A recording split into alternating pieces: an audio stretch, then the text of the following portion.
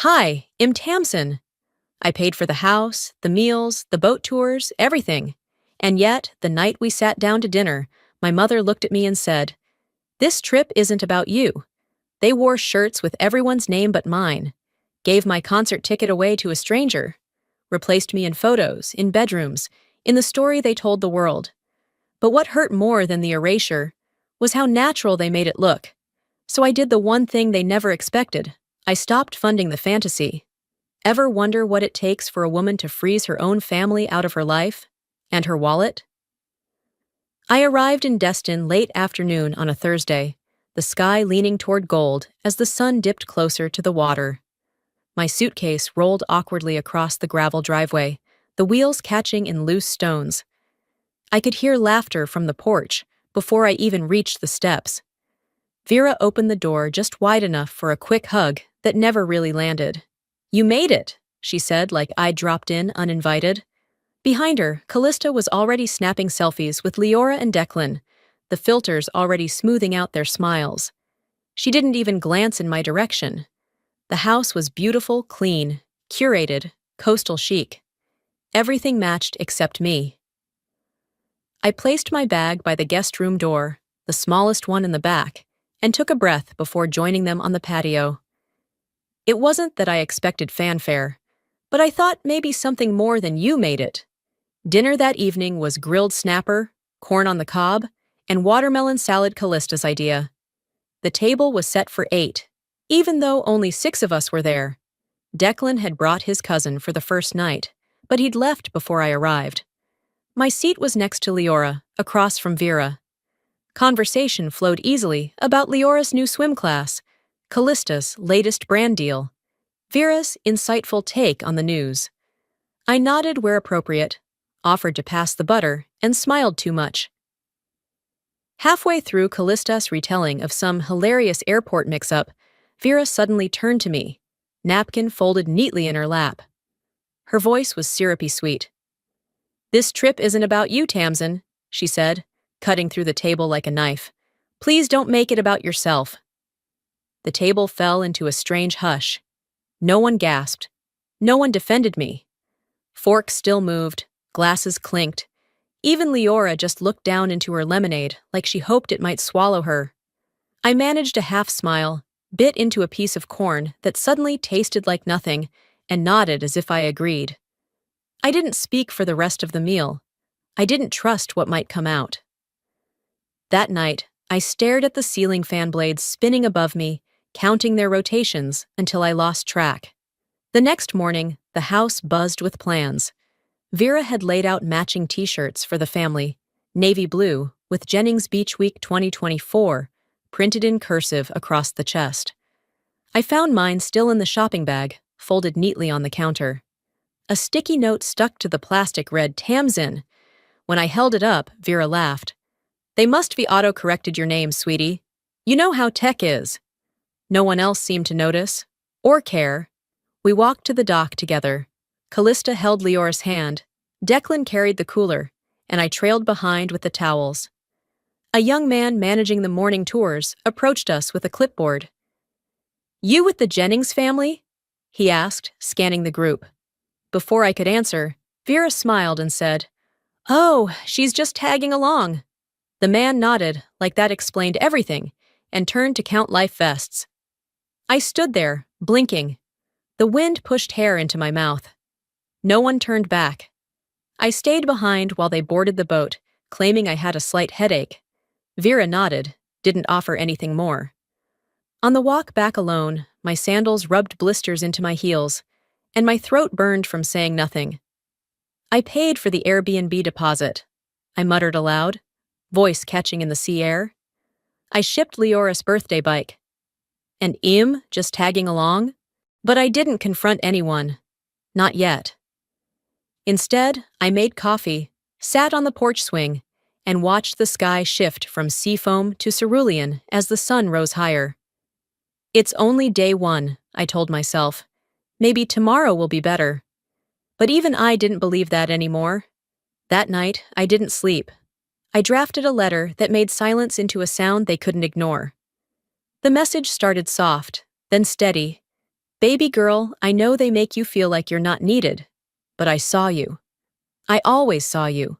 We sat down for lunch the next day at a waterfront spot with picnic tables, umbrellas fluttering in the breeze, and the smell of fried oysters wafting through the salt air. Callista had chosen the place. Very local, very authentic, she said, with the confidence of someone who had skimmed Yelp reviews while tanning. The waiter dropped off the check without asking who was taking it. That's when Callista, cheerful as ever, announced loudly enough for the nearby tables to hear, "Tamsin's got this one. She always does." Leora clapped her hands and said, "Auntie Tamsin pays for everything." Everyone laughed. Vera gave me that familiar look, part proud, part expectant, and said, "You're always so generous." I didn't argue. I didn't even blink. I just pulled my card out and tapped it like I had so many times before. The screen flashed, $413.78. I told myself it didn't matter. Told myself it was just lunch. Told myself I was being included. But it felt more like I was paying rent for a seat at their table. Back at the house, while they napped or scrolled their phones, I opened my banking app. The boat tour Callista had mentioned earlier, just a little treat Declan and I, booked for the weekend, had already been paid for. And it wasn't Declan's card. It wasn't Callista's either. It was mine. A $780 charge, labeled Jennings Charters. I'd given Vera access to my backup card 2 years ago in case of emergency. Apparently, keeping Callista's couple's getaway afloat counted as one. That night, while everyone gathered on the patio to play card games, Callista uploaded a collage to her social feed. Family is everything. It was a carousel sunlit moments of them laughing at lunch, riding bikes along the boardwalk, hugging on the dock. The photo taken during lunch-own of the most liked showed everyone at the table mid-toast. I wasn't in it. I'd taken the picture. A comment popped up beneath the post. "Where's Tamsin?" It was visible for all of 30 seconds before it vanished. I added my own, just a line. Just enough. Photographers don't count, I guess. It disappeared within minutes. No reply, no call. Just more hearts and clapping emojis from people who didn't know better. I left the patio quietly, walked to the edge of the beach behind the house. The wind smelled like sunscreen and low tide. The moon floated above the water like it was keeping a secret. I sat on the porch swing and opened the family group chat. Dozens of messages I hadn't seen. Plans I wasn't included in. Inside jokes, voice notes from Leora. A meme Vera didn't understand, but laughed at anyway. There were spreadsheets for meal prep, links to pre-ordered groceries, a shared folder titled Jennings Memories 2024. Not one picture with me in it. I thought back to last April, when I funded Leora's entire birthday party. The bounce house, the catered cupcakes, the glitter face painter. Vera had promised, "Well, make sure everyone knows it was you." 2 days later, Callista posted a video recap. Caption, "Auntie Callista pulled off another perfect day. I remember watching it alone in my apartment." I didn't comment, didn't text, just sat there and let the silence settle around me. Tonight felt the same. I whispered into the dark, more to myself than anyone else. You don't get credit for keeping a system running when no one sees you as part of it. And that was it. That was the thing. I hadn't been forgotten. I hadn't slipped their minds. I'd been carved out erased with intent and precision. They didn't lose me. They'd never counted me to begin with. That night, I opened a voicemail I hadn't dared to touch in 3 years. It wasn't just a message. It was the only voice that never made me feel small. I lay in bed, face lit only by the soft glow of my phone screen. Everyone else had gone to sleep hours ago, and the house had settled into that strange kind of silence that only comes when people are too proud to apologize out loud. I opened my voicemail folder, not the one for new calls, but the one labeled Don't Delete. There it was, Raymond, my father. The message had been sitting there for 139 days. I counted once, never had the nerve to open it again. But tonight, after being erased from yet another group photo and watching my name vanish from a comment thread like it had never existed, I tapped play. Baby girl, I know they make you feel like you're not needed. But I saw you. I always saw you. His voice was slower than I remembered. Deeper. Not because it had changed, but because I had forgotten how much safety lived in it. He talked about a dinner I had hosted years ago. The one where Vera showed up late and left early. Where Callista made a toast that somehow forgot I'd organized the entire evening. You came early, stayed late, cleaned dishes you didn't dirty. That's who you are. But I need you to remember, you don't have to prove your place to people who would rather forget you than thank you. I listened twice, then again. I closed my eyes and let his voice live inside me for just a few more minutes. It wasn't dramatic. It wasn't even emotional. It was factual. He saw me. I didn't cry. I didn't feel broken. I just adjusted. Like my spine straightened itself. The next morning, I went out to the back porch while the rest of the house was still tucked in. Vera's curtains were drawn. Callista's door was slightly open, fan humming from inside. I carried my coffee out, wrapped a towel around my shoulders against the breeze, and sat in the swing chair. Leora padded outside in socks and a long t-shirt, rubbing her eyes. "Aunt Tamsin?" she asked, voice still sticky with sleep. "Do you need help with money?" I blinked. "What?" "Grandma said you always waste it. That's why you work all the time, right?" I stared at her, this kid who only knew what she'd been told, who repeated things like facts because no one had told her they were lies. I didn't correct her. Didn't tell her Vera was wrong. I just smiled and said, "No, honey, I don't need help. I need boundaries." She nodded like she understood, then wandered back inside without another word. That hurt more than anything Callista had ever said to my face. It wasn't cruelty, it was conditioning. They weren't just ignoring me, they were rewriting me in real time, planting it in the minds of people too young to question the script. Later, after the morning bustle began and everyone got ready for another overplanned bonding activity, I went for a walk along the shoreline. I didn't bring my phone, just myself and the wind. I thought about how many times I'd rewritten myself to fit. How I'd bitten my tongue so hard it nearly became muscle memory. How every time I heard, "Don't make it about you," I made myself smaller. And for what? So they could assign my kindness to someone flashier? Louder? More photogenic? Every time I said it's no big deal, I'd buried another version of myself. The quiet one, the reliable one, the background character in a show she paid for, but never got to star in. I reached the end of the cove, where the rocks jutted up into the water and the waves cracked softly against them. I sat on a large stone, let my feet dangle, and took a deep breath that I hadn't realized I'd been holding since Colorado. That voicemail wasn't just reassurance, it was evidence that once someone who mattered saw me clearly, not as sensitive or complicated or dramatic, but as someone who showed up. I whispered to the wind, "I'm not leaving because they didn't include me. I'm leaving because they're pretending I never did." And in that moment, for the first time since arriving, I didn't feel erased. I felt real. She was telling another version of me, one she'd crafted carefully for an outsider. But this time, I didn't just listen, I documented. It was mid-afternoon, and the kitchen smelled like lime and cut cantaloupe. I was slicing fruit quietly, trying to stay out of the way, blending into the rhythm of the house like I always had. From where I stood, I could hear voices drifting in through the open screen door, Vera's tone, syrupy and performative, the one she used when explaining me to strangers. "She's always been sensitive," she said with a light chuckle. "We've tried everything, but she sees things that aren't even there. Drama seems to follow her." A second voice joined Callista, naturally. "Remember her graduation?" she said, like it was a punchline. She cried because her name wasn't on the banner. She made the whole day about herself. The knife in my hand paused mid-slice.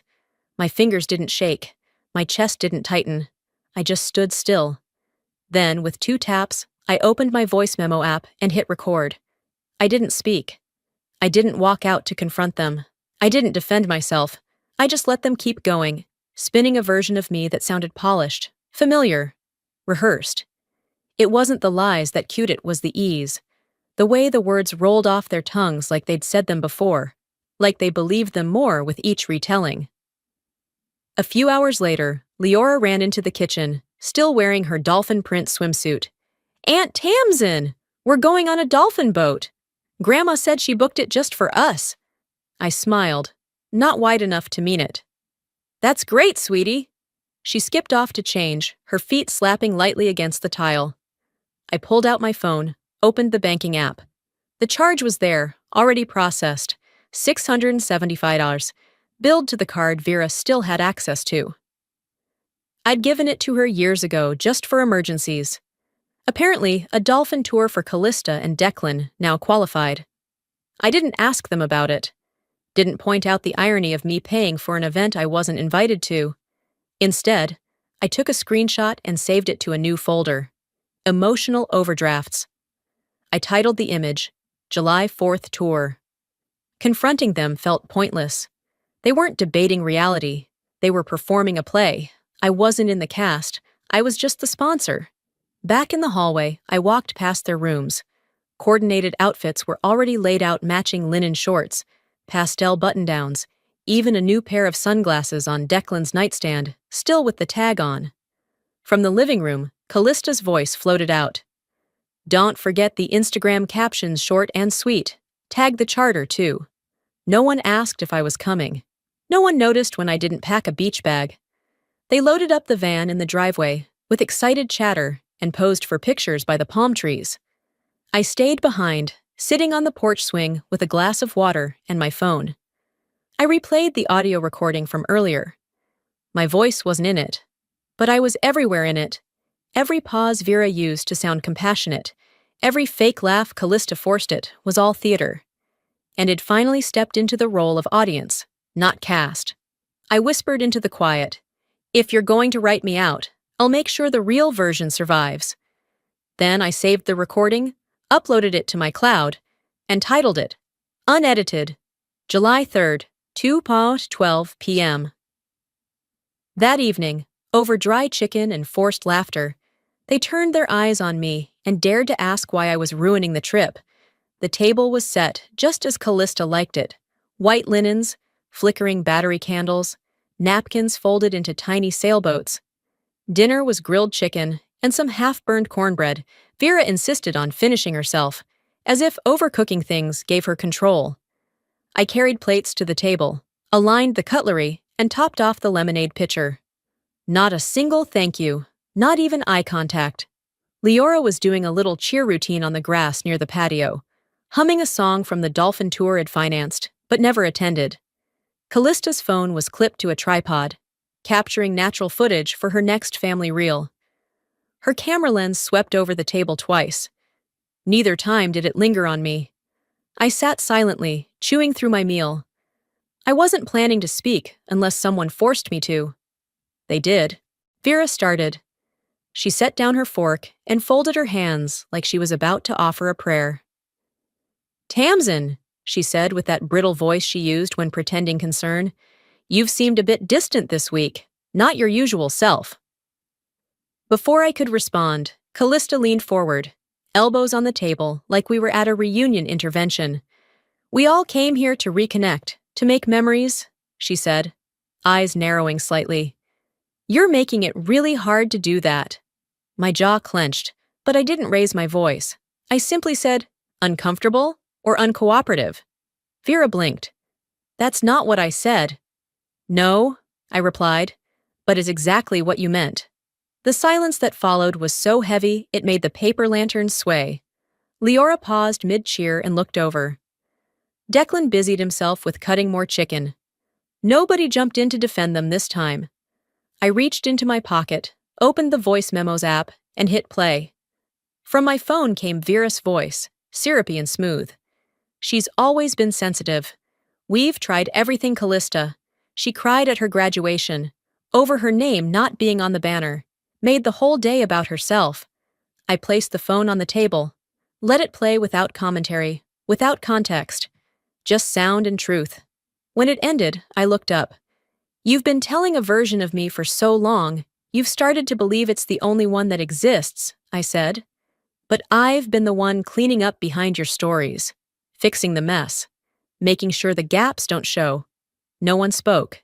Even Vera, usually so quick to spin, seemed to have lost her words. You want me to apologize for making things uncomfortable, I added, but the discomfort isn't mine. It's yours because I'm not shrinking anymore. Declan put his fork down finally. I think I'm gonna head inside, he mumbled, eyes locked on his plate. I finished the last bite of my chicken. No dramatic exit, no grand speech, just stillness. I stood, picked up my plate, and walked toward the kitchen door. Vera began to say something, maybe another correction, maybe another manipulation. I didn't care. I lifted one hand with a single finger raised, not rude, not hostile, just a signal. Enough. Inside, I rinsed my plate, stacked it in the dishwasher, and toweled my hands dry. Then I went to my room, pulled out my laptop, and opened the shared family account dashboard. Logged in, breathed. For the next hour, I combed through spreadsheets, reservation logs, and automated payments. No one knocked, no one called. I wasn't being dramatic anymore. I was documenting the truth they'd tried to delete. Declan had taken my seat. Callista had taken my credit. But I'd taken the receipt. I woke to the scent of coffee already brewed and the hollow kind of laughter that comes when people are too aware they're being watched. The family was buzzing. The concert was today. The one I'd spent weeks planning, months ahead, pre-booking 6 seats, sending confirmation emails, even adjusting schedules so Vera wouldn't miss her Tuesday water aerobics back home. I hadn't been thanked, but I didn't expect to be. Still, I didn't expect to be forgotten. I walked into the kitchen just in time to hear Callista say, "It's going to be perfect." 6 seats, Declan and I up front, Mom and Leora just behind. I didn't hear the rest. I only heard the count. "Where's my seat?" I asked, quiet but firm. The room stilled for a beat. Vera turned from the sink, drying her hands with a dish towel. "We thought you weren't interested anymore," she said in that voice she used with cashiers and waiters. Overly polite, built for dismissal. "You've seemed so distant," Callista chimed in without looking up from her phone. "We gave it to Aunt Marie's neighbor's son. You know, that cute one who's staying down the block." I nodded, slowly, like I was trying to understand a foreign language. I opened my Venmo app, scrolled back 3 weeks, and there it was, $740. The note read, "Full payment, family concert night." I didn't say a word. Not because I didn't have one, but because silence, wielded well, is louder than any accusation. I went upstairs, needing air that wasn't recycled through fake grace. When I opened my bedroom door, I froze. My suitcase was gone. In its place was a note, scribbled in Vera's familiar cursive. "Hope you don't mind." Switched with Declan so he can sleep next to Callista. "Yours is the guest room near the laundry. Love, Mom." The new room, if you could call it that, was a narrow box beside the utility closet. No windows. A twin mattress that sank in the middle. The scent of chlorine and dryer sheets clung to the air like mildew trying to masquerade as clean. I stood there, holding the note. Then I folded it slowly, slid it into my pocket, and walked back to retrieve my suitcase. It was parked against the wall outside the laundry room, zipped but slightly unlatched, like even it didn't want to stay. I didn't cry. I didn't pack in a fury. I moved with robotic calm, folding the clothes I had just unpacked 2 days ago. Shirt, pants, dress I never got to wear. I zipped the suitcase closed, then opened my laptop. Airline app, return flight, available seat zone left for the next morning. I booked it. Then I logged into the shared family spreadsheet Vera had insisted we keep for budget transparency. One by one, I removed my name from every section. Lodging, car rental, dinner plans, gift contributions, grocery rotations. I clicked Leave Folder without hesitation. After that, I sat down and drafted a message just for myself. Not to send, not to show. Just to name the thing I now knew with certainty. You weren't erased, you were replaced.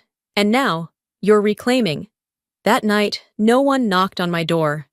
No one noticed my absence at dinner. No one asked why I'd skipped dessert or where I'd gone after lunch, and for the first time in a long time, I didn't feel hurt by their silence. I matched it. Before I left, I did one more thing. A single click that would rewrite the rules they thought I still played by. The first sign? A declined transaction. The second? Their expressions when I didn't offer to fix it. I woke up early, though I hadn't set an alarm. Maybe it was the weight of knowing I wouldn't be here much longer. The suitcase by the door was already packed. All I had to do was wait for morning to come fully, like waiting for a curtain to fall on a show I hadn't auditioned for, but was forced to act in anyway. At breakfast, I kept to myself. They didn't seem to notice. Or maybe they were pretending not to. Callista had brought something to the table, not food, not conversation, but a photo album. I had it printed as a surprise, she beamed. For Mom. Vera's eyes lit up. Oh, Callista, you didn't have to. They flipped through the pages, narrating each memory like it had happened only to them. Leora and Grandma at the dock. Declan and I on the paddleboards. 4th of July dinner, what a spread. I sipped my coffee in silence, knowing full well I'd been present for all of it. But when my own face finally appeared, arms full of towels, sun in my eyes, a rare smile not yet rubbed raw by the week's tension, I noticed the caption beneath it. Unidentified guest, LOL. The laughter that followed was casual, comfortable, as if none of them considered what it might feel like to be unnamed in your own family's scrapbook. I didn't laugh. I didn't ask questions. I didn't correct them. I stood, rinsed my mug, and went for a walk. It was humid outside, the kind of heat that sticks behind your knees and on the back of your neck. I made my way toward the resort's lobby for a coffee refill, thinking maybe a change of scenery would rinse the taste of that caption from my mouth.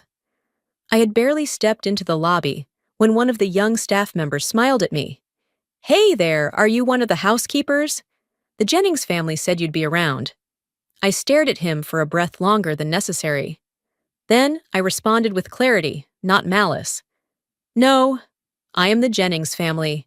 His smile faltered. I didn't wait for a response. I walked past him, grabbed my coffee, and stepped outside.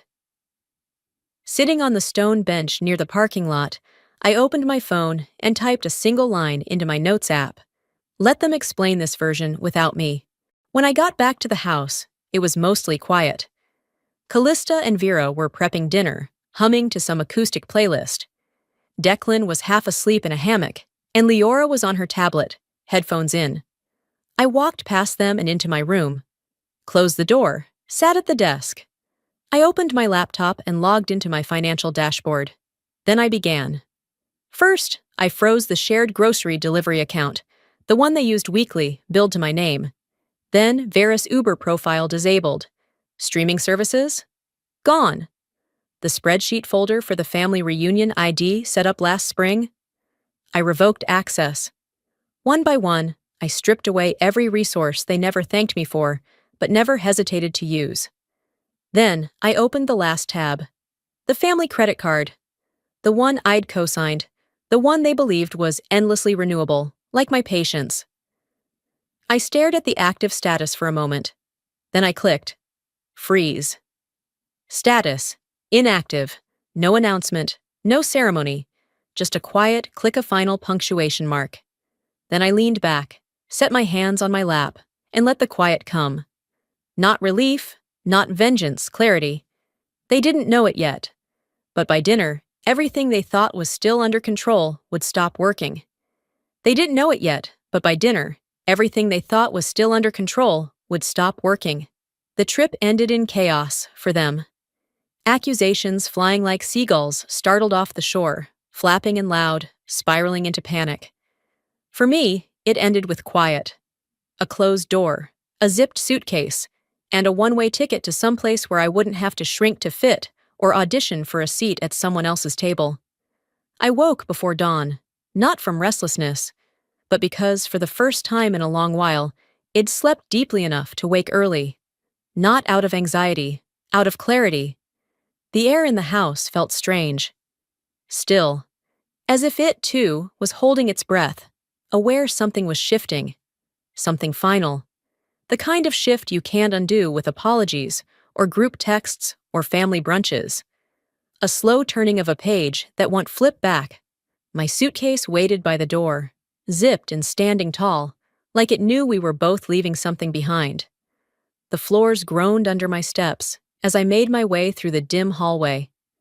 These old beach homes always had floors like that, honest in their age, unwilling to let you pass unnoticed. But I didn't care if the wood creaked. I wasn't hiding anymore. In the kitchen, with the hum of the refrigerator for company, I folded a note in half, then again, and tucked it under the salt shaker. Handled what I needed.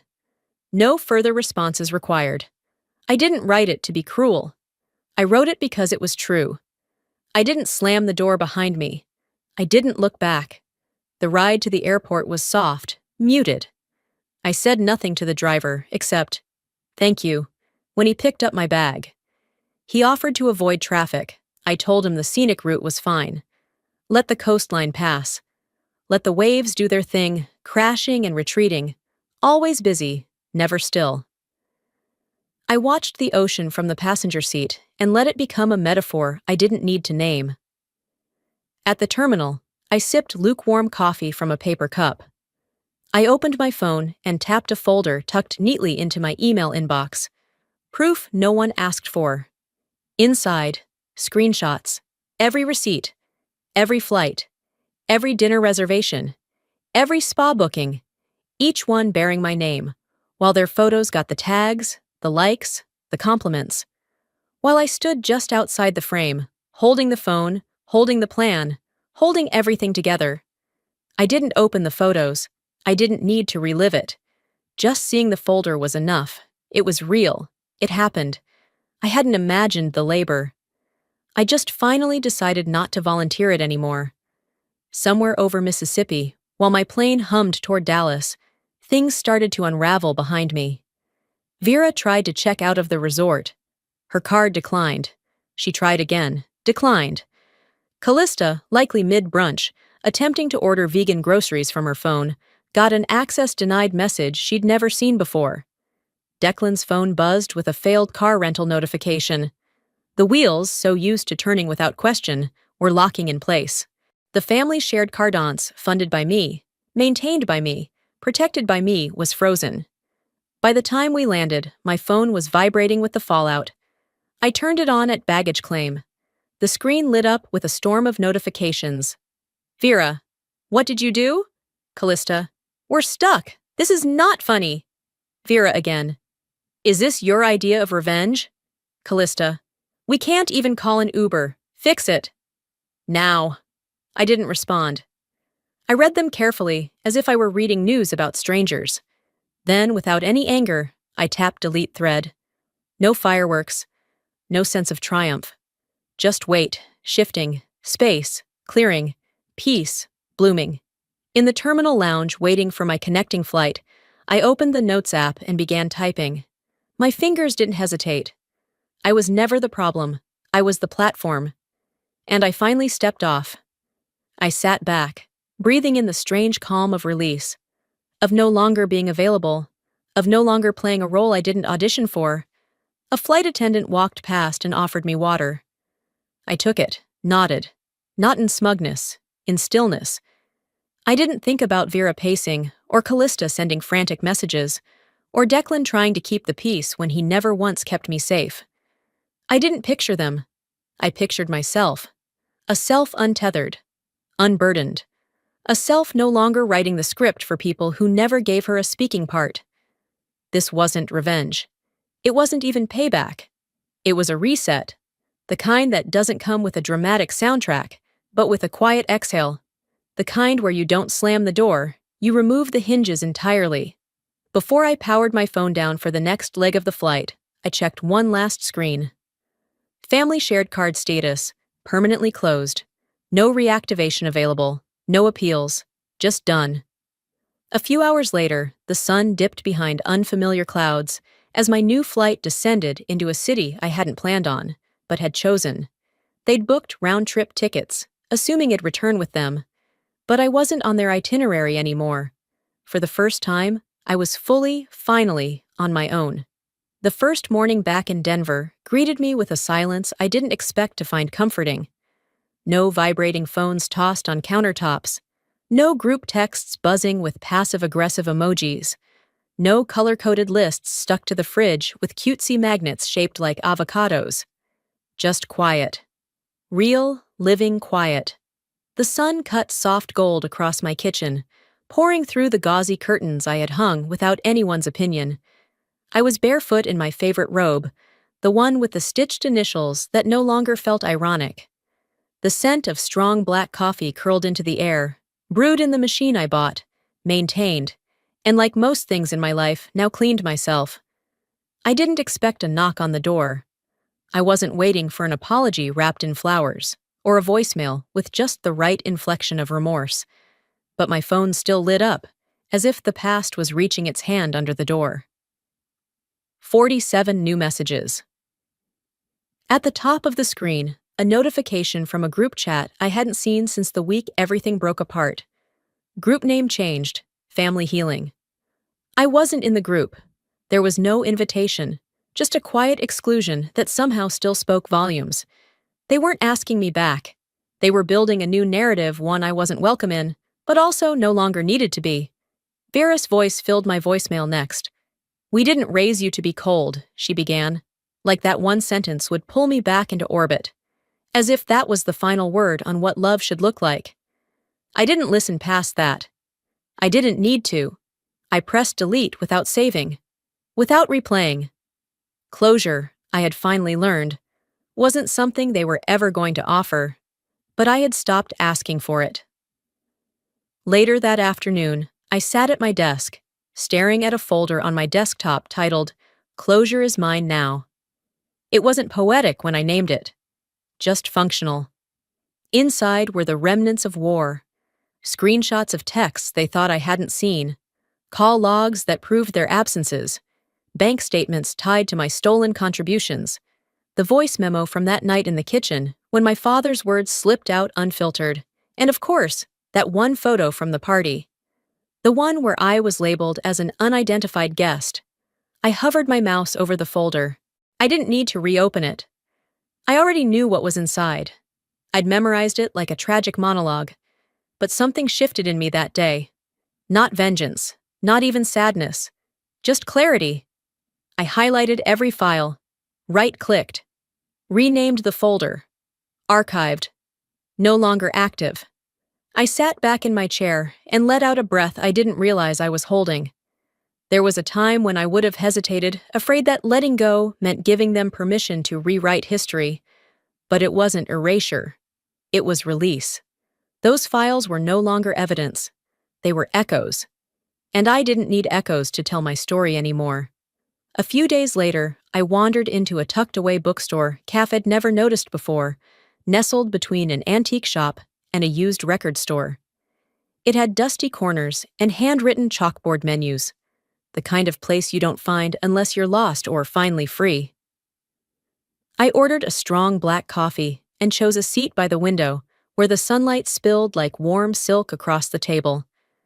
The barista, a girl in her 20s with glitter on her eyelids, handed me my cup and tilted her head. "I love your earrings," she said. "They look like they mean something." I reached up and touched the tiny silver moons dangling from my ear Sones had found at a flea market in Santa Fe 2 years ago. I hadn't worn them in ages. "They do," I said, and smiled. Not for her approval, not because I needed to charm anyone, but because they did mean something, just not to anyone but me.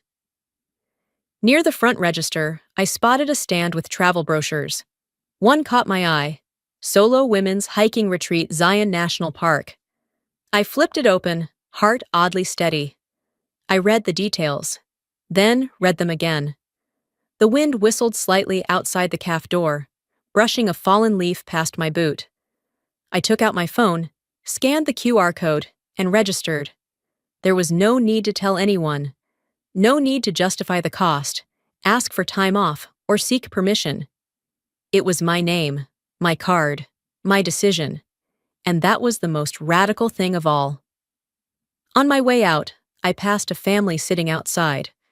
A little girl leaned into her mother's lap, giggling, while her mom gently tucked a strand of hair behind her ear. I watched them for a moment, not with bitterness, not even with longing. It wasn't envy I felt. It was recognition, the quiet kind you get when you remember wanting something that no longer fits, like a coat you wore for years, until one day you shrug it off and realize it was never your color. Some families inherit peace. Others, like me, learn how to build it with their own two hands, on new ground, under no one's shadow. And sometimes that's the only kind that truly lasts. They say silence can be cruel, but sometimes it's where you find the clearest truth. For me, it wasn't about walking away in anger. It was about walking away with intention. When you've spent your life being the one who shows up, who smooths the wrinkles, who fills the gaps no one sees, there comes a time when you ask, who's showing up for me? I learned that setting boundaries doesn't make you cold, it makes you honest. And if honesty makes others uncomfortable, maybe it's because they've benefited from your silence for too long. Family, in its healthiest form, should be a place where your presence is not just tolerated, but cherished. If that's not the case, it's not betrayal to protect your peace. It's self-respect. Maybe you've been the invisible one at the table. Maybe your kindness has been turned into currency, your silence mistaken for consent. If so, this story was for you. Now, I'd love to hear from you. Have you ever had to choose your own peace over your family's approval? Have you ever walked away, not because you stopped caring, but because you finally cared about yourself? Let's talk about it. Drop a comment below, just type 1 if this story hit home for you, or tell me what city you're watching from. If it didn't resonate, I'd still love to hear why this space is for every voice. And if you want more stories like this, real, raw, and rooted in truth, don't forget to subscribe. Your voice matters here, and I'll be right here with the next story that just might feel a little too familiar.